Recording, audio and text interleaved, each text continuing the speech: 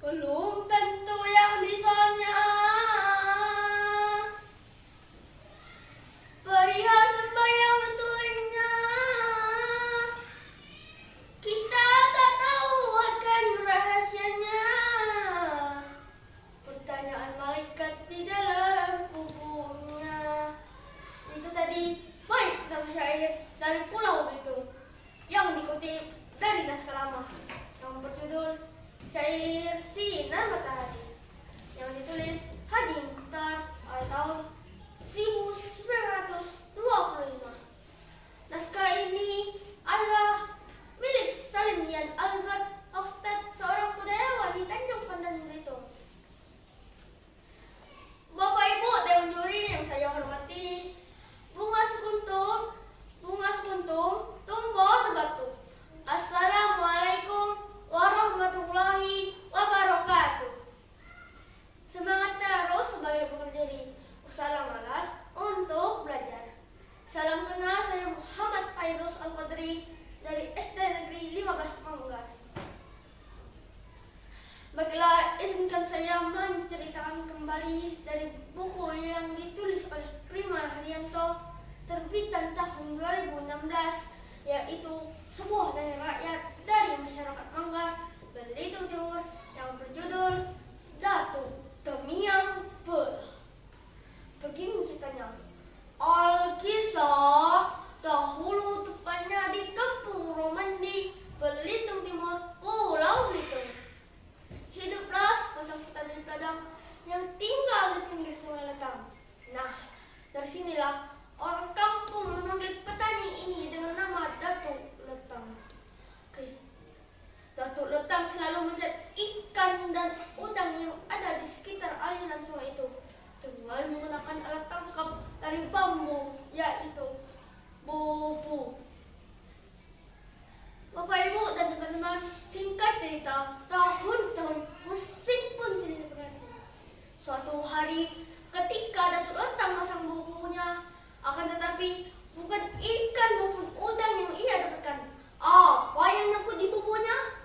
Ternyata hanya sepotong bambu. Tidak begitu panjang, hanya beberapa ruas saja.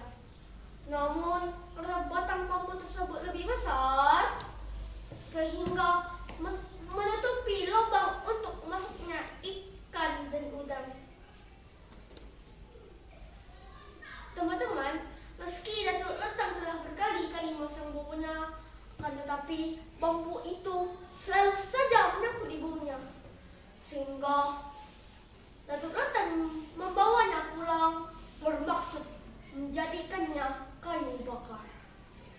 Namun istri Datuk Letang, bambu tadi ia gunakan untuk penindih tikar pandan agar tidak tertiup angin. Hingga suatu ketika ada seekor ayam yang mendekati dengan refleks dan sigap.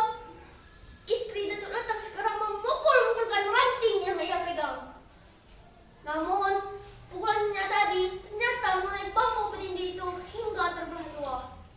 Dan tak lama berselang, tiba-tiba saja ia mendengar suara tangisan bayi.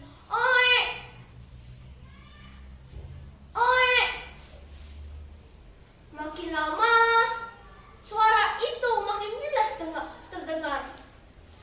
Dan benar saja, di salah satu rumah terbaring bayi itu. Melihat sosok bayi itu, matanya terbelalak antara percaya dan tidak, namun nyata adanya.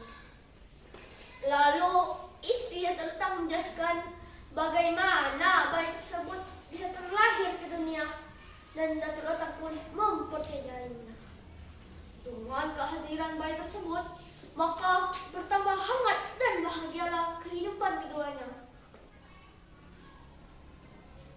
Bapak Ibu dan teman-teman, tak terasa 1 tahun telah berlalu. Anak itu tumbuh begitu cepat, tidak seperti bayi pada umumnya.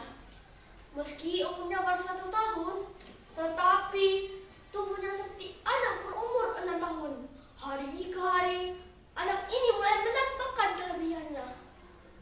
Hingga orang kampung memanggilnya anak ajaib karena ia memiliki kemampuan bisa mengaji, sholat, bahkan bisa mengajari ilmu agama Islam. Padahal di kampung orang mandi saat itu Islam belumlah masuk. Teman-teman melihat kesaktian dan kehebatan anaknya, Datuk Lantang merasa cemas dan khawatir. Waduh, bagaimana ini? Kesaktianku akan hilang bila mengikuti apa yang diajarkannya. Tetapi dia pasti kecewa bila aku menentangnya.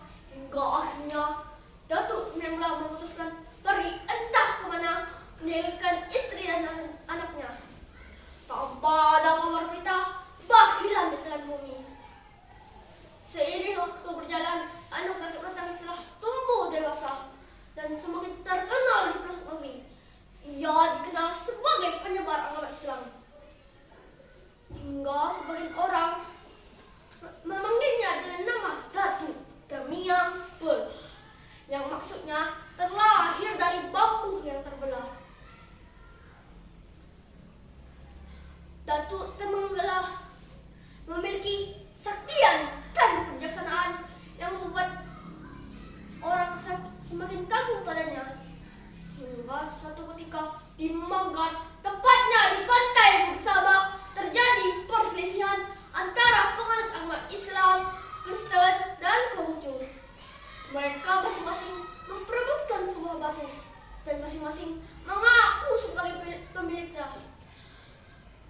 Batu ini sudah dulu menjadi penghormatan dan kepujian dewa demi kami, kata penganut agama Konghucu.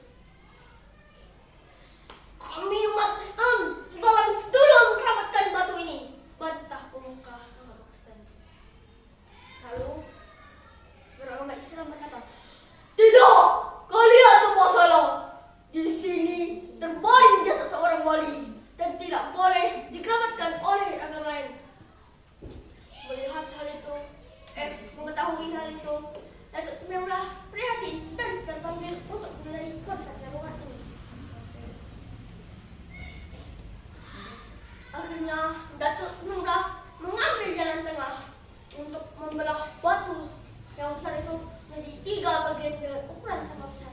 Tapi apakah Datuk Temiang Belah mampu melakukan itu? Bapak dan Ibu,